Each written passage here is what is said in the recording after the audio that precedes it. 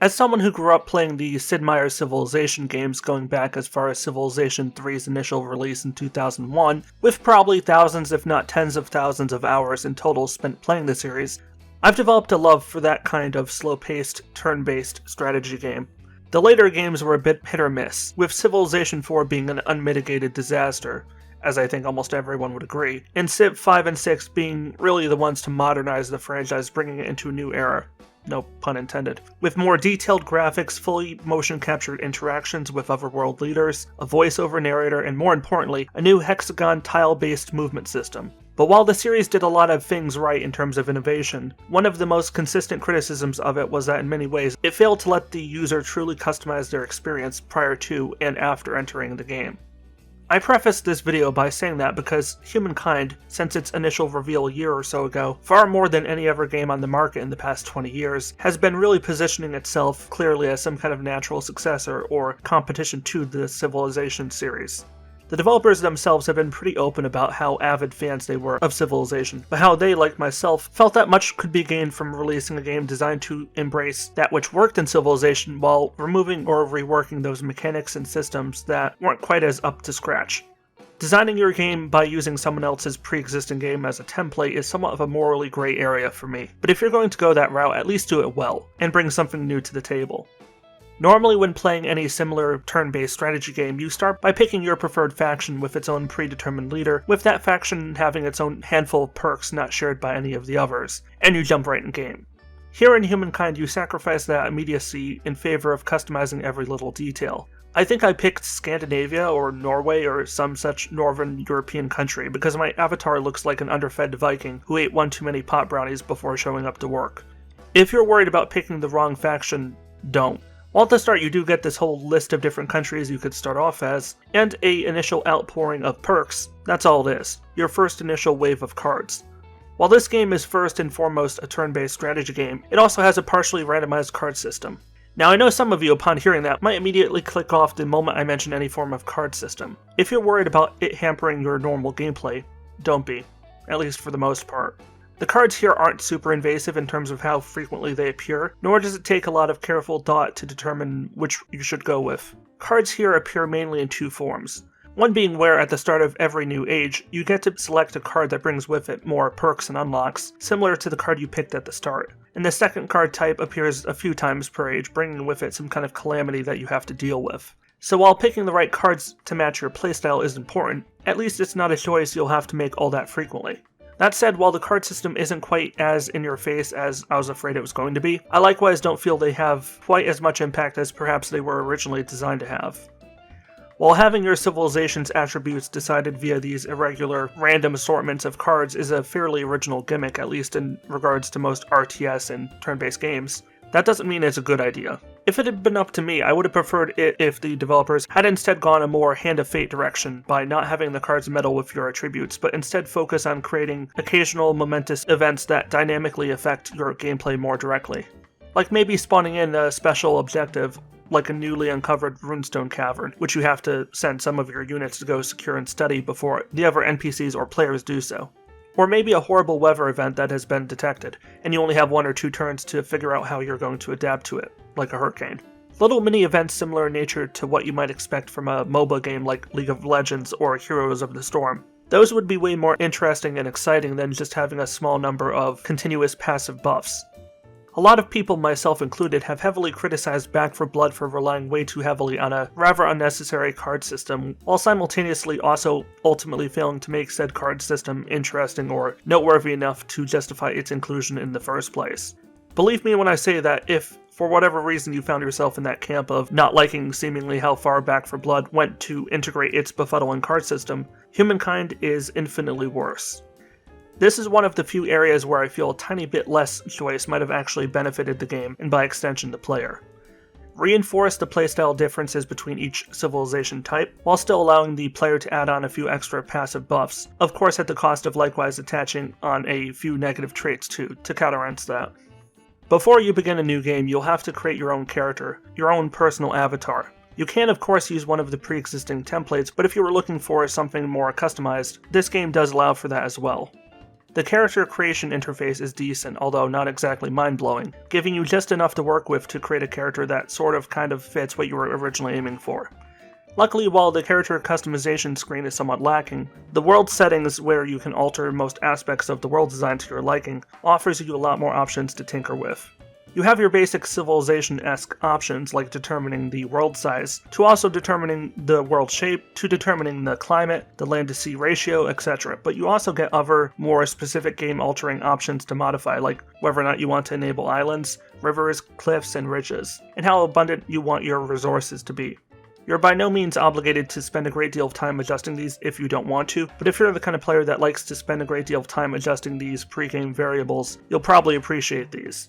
At the start of the game, you begin with controlling a small number of nomadic tribesmen, and you're given the joint goal of both growing your tribe by acquiring more food resources, and by proving yourself in combat by attacking mammoths and other animals in the area. I'm sure there are smaller animals you could go after, but almost all of my map was filled seemingly exclusively by mammoths. So I don't know if the spawn rates in my particular game was just a wee bit off because of some kind of bug, or if it was just merely bad luck, as mammoths can really mess you up, which is understandable since they're basically huge furry elephants, whereas you just have a bunch of guys wielding pointy sticks. Not exactly the world's greatest odds, all things considered.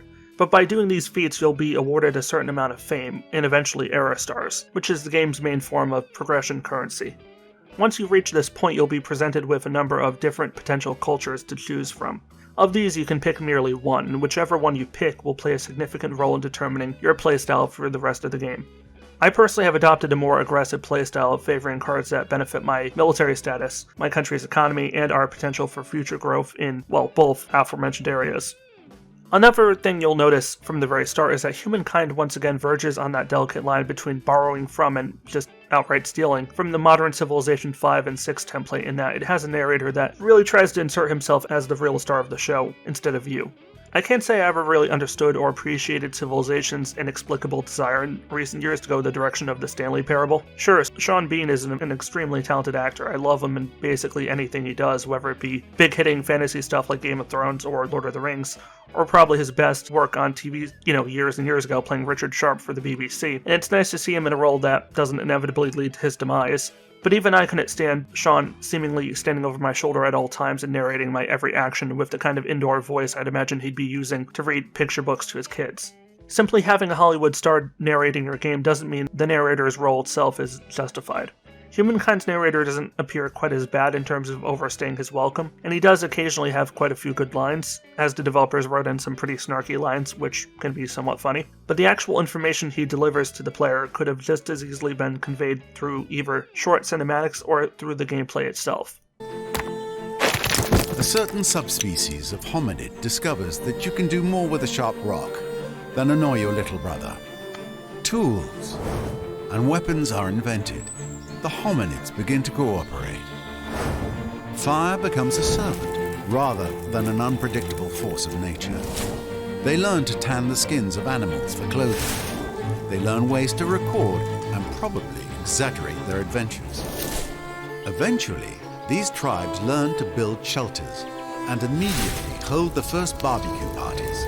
This is the dawn of humankind. Delicious. Though next time, it might be better if you washed it first.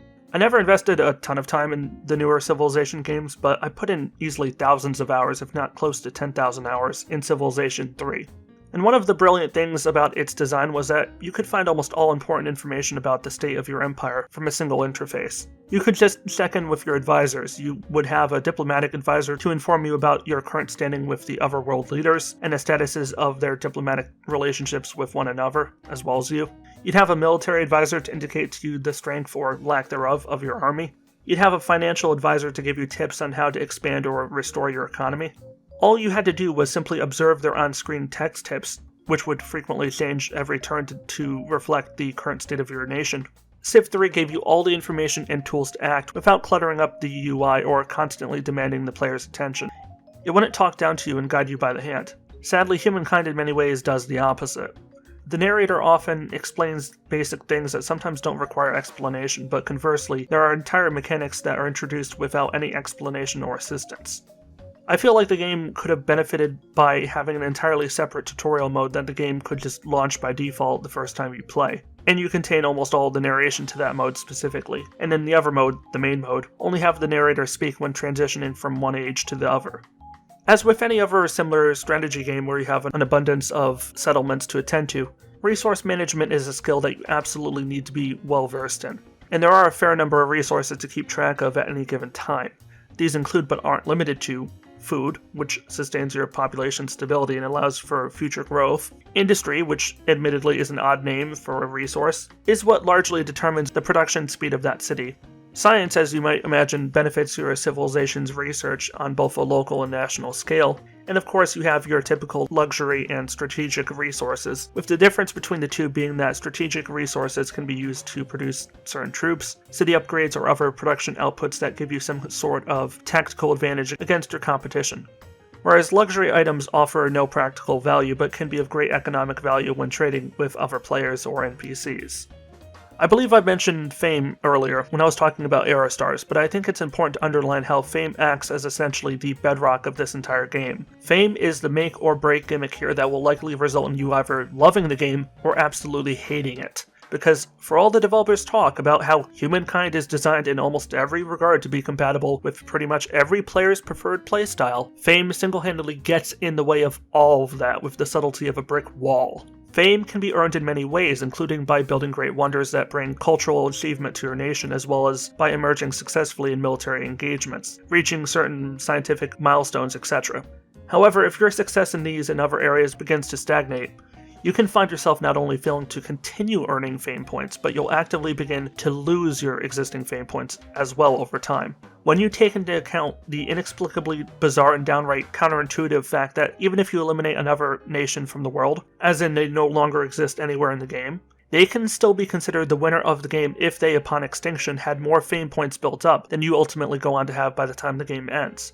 I'm all for ensuring that there are other viable win conditions than just exclusively military domination, but I, for the life of me, do not see how it's either fair or, more importantly, fun for players to lose to an NPC or player that was eliminated 20 turns ago, just because they may have had a handful of additional great wonders compared to you.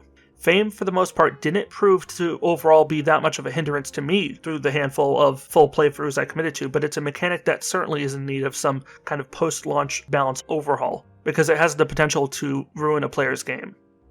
Diplomacy as a mechanic in RTS and TBS games can often be tricky to implement. Not for the usual reasons one might think, like it being burdensome for the developers to program, but rather for a more obvious and superficial reason, being that it's often designed almost the same exact way across all major games, making it feel very boring and overdone to the player. Whether I'm playing Civilization V, Empire of Sin, or what have you, diplomacy is one area where it almost always feels like I'm playing the exact same game. Humankind by no means fully breaks away from this traditional mold, but it adds just a slight level of complexity that in some ways does set it apart from its competitors. One example of this is how you negotiate a peace treaty after a prolonged war. As one might expect, generally AI or other players aren't usually too keen to end a war within a mere handful of turns of initiating it. But once one side starts hammering away at the other and establishes a substantial advantage against it, usually one of the two sides will begin the process of peace talks. Humankind introduces a new grievance system, where either in wartime or during periods of peace you can effectively sue other nations for grievances committed against you. It's a largely automated process, which sadly eliminates the entertaining possibility of deliberately falsely accusing another country of wrongdoing in order to either push your weight around or to goad them into starting a war against you, in order to make them look like the aggressor instead of you. There are decent varieties of grievances you can come across, and while I won't bore you with every single variation, a couple of the ones that probably you're most likely to come across at some point include the attack me grievance, where you accuse the other country of having attacked you without cause, while you're both bound by oath to a peace treaty. There's also the claim to territory on my border grievance, where one of the other nations might complain if you build a city whose boundaries exist at least partially within the other nation's pre-established borders. And then there's the age-old simple trespassing claim, where one nation is caught sending armed troops into the territory of another country they're not actively at war with. If you're in the position where another country accuses you of any of these actions or makes any other similar claims, you have two choices. Either one, you meet the usually reasonable demands of the country you wronged, or two, you basically tell them to go screw themselves, which can be interpreted as a justification for war. In my case, I was generally significantly bigger than most of my competition, so they were usually wise enough not to go to war with me over most minor disputes. So I definitely went out of my way to throw my weight around a little bit. But had our strength been more even, I probably would have been way more cautious in these interactions. Just know that refusing to provide any reparations in instances like these is a constant 50-50 gamble you might not always want to take, if your goal is to avoid large-scale combat. Combat is of course a critical component to Humankind, as it is with Civilization and the other RTS and TBS games that have all served as inspirations to the developers here. While of course diplomacy is generally the preferred option in most cases, there will likely, some might argue inevitably, come a time where you have to draw your clubs, swords, rifles, or what have you. It's the combat system where I feel Humankind seems to have innovated the least. Initially you may feel differently, but when you inevitably find yourself stuck in the Middle Ages or later ages, where everyone has been fairly militarized for either offense or defense, and you're at war, it can be very aggravating to sit there and wait for each individual military unit to make its move one by one, as opposed to all striking at once in the same turn duration. But if you're going to take that approach, you should at least make the battle itself somewhat interesting from a visual feedback perspective. I believe Total War, if I remember correctly, was a series that made bold strides towards doing exactly that. When you saw the Roman army or whoever engaged in a large-scale battle against another army, you could sit there and watch it play out for minutes, if not easily half an hour or an hour at a time, if you so chose, or you can speed it along artificially if you're only interested in quick results. It would have been nice to see a similarly more detailed combat system here. The war support mechanic is nonsensical and unpredictable. The game seems to at random make arbitrary decisions as to whether or not the reasons you went to war were valid or not. I've even had one occasion where, despite another country being the provoker, I was forced to give back one of the territories I had seized without notice or explanation as part of the peace agreement, simply because support for the war on both our sides had dropped to basically nothing. But I've also had an extremely popular war where at the conclusion of which I was able to demand almost all of my opponent's cities, save for their capital city, as a recompense. For a game all about giving you control over the experience, it's quite contradictory to have this apparently randomized war support gimmick essentially dictate to you what the outcome of a war should be. If there's a method behind this madness of a mechanic, I've yet to identify it. But I can definitively say that it adds absolutely nothing to the game, and were it to be removed, I don't think anyone would miss it. Speaking of war in general here in Humankind, I just have to say, the AI opponents here are insane. I had a situation somewhat early into my game where the AI was messing about attacking my guys for no reason whatsoever and stepping inside of my borders without a treaty, so I demanded he pay restitution for his unruly behavior. Whenever another country steps out of line and behaves in an unjustified way against you, you're entitled, almost obligated I would say, to demand restitution. Otherwise, any lack of response from you will galvanize them to continue transgressing against you. I demanded a certain amount of gold as restitution, the AI refused to comply, and all of a sudden, war was declared. Needless to say, it was a bit of a draw initially, because despite my size, I wasn't planning for war at that moment, so I was a bit slow on the draw in terms of troop production, which cost me the first few skirmishes, which resulted in either a draw or a loss for me. But after that initial delay, I quickly got my troop output up to speed, and proceeded to utterly decimate this guy's forces, seize most of his land as my own, and force him to sign a peace treaty where it was almost entirely in my favor, giving me over 2,000 gold, which was a fairly considerable amount, all things considered, in a few cities. Naturally, I thought the matter was settled, and I could resume my usual status quo, but no.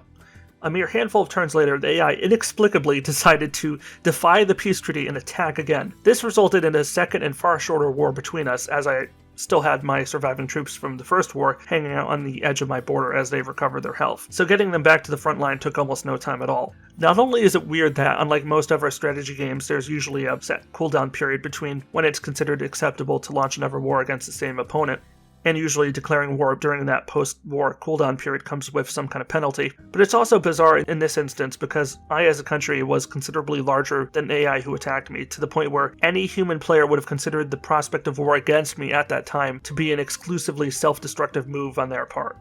Progression in Humankind comes mainly in the form of completing research on scientific advancements via the in-game science tree.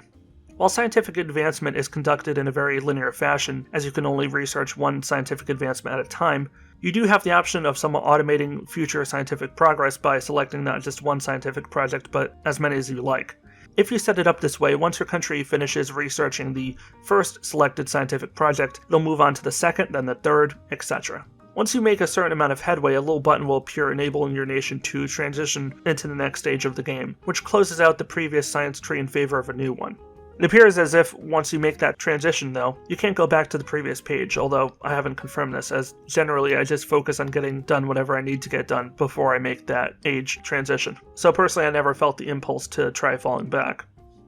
So now that we've run through the list of the mostly good aspects of Humankind, let's pivot and talk about the areas where the game not only stumbles, but somewhat falls apart. How the game handles religion as a mechanic leaves a lot to be desired. You would think that religion would play a critical role in how your civilization progresses or regresses in any given age, but ultimately, aside from constantly providing annoying pop-ups basically every other turn, telling you how one of your cities has been alternating from one religion to the other, with seemingly the same rapid speed as one would expect from Tinder users, there isn't really much purpose to having religion as a mechanic here. And that's a pity because there's a lot you could have done with it. You could do what Civilization has done, where you create your own national religion with its own custom name and custom advantages and disadvantages. You could have your cities embrace either, like if a city's population was secular, they'd embrace science and have faster productivity for non-cultural manufacturing. Or if the city was religious, they'd be able to produce cultural improvements and wonders faster, but be slower in other areas. There's a lot of possibilities here, but Humankind for the most part pursues none of them and instead presents us with a very shallow and flimsy religion system. This is the kind of thing that could have been greatly improved on in some kind of update or expansion, but it just hasn't yet. From a performance angle, the game actually performs very, very well. I noticed no technical issues or launch issues on my part. I ran the game at a perfect 60 frames a second the entire time. All good to report there. So if you're worried on being able to run it on either a high-end PC or a mid-range PC, I think you should be perfectly fine with either. Overall, do I recommend Humankind? Kind of. It's definitely an entertaining experience, but it's also filled to the brim with noticeable gameplay impacting flaws as well. My advice would be to either buy it at one hell of a discounted sale price, as in don't pay more than $30 for this otherwise $50 game, or just go and find it on the Xbox Game Pass if you have it for either a console or a PC. I have Xbox Game Pass on my PC, so I was able to download it for free as part of my subscription membership. But had I spent $50 of my own money on this, I probably would have been a lot harsher on the game, as others online have been. On that note though, that's where I think I'm going to wrap it up for today. If you enjoyed this video, giving it a like would definitely help, and let me know what you think in the comments down below. I always read whatever comments you guys leave me and usually make an effort to try to respond as well. If you want to support this channel, subscribing and opting in to get notifications when I upload in the future would definitely help. You know the drill. This is WarriorDan signing out. Stay awesome everybody, stay safe, and peace out.